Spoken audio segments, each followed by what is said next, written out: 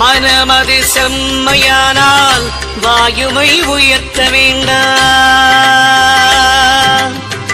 மனமது செம்மையானால் வாசியை நிறுத்த வேண்டாம்.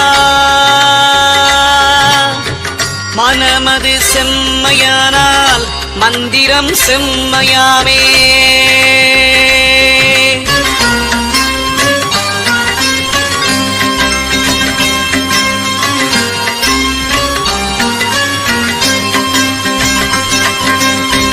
உண்ணும்போது உயிரெழுத்தை உயர வாங்கி உறங்குகின்ற போதெல்லாம் அதுவேயாகும்.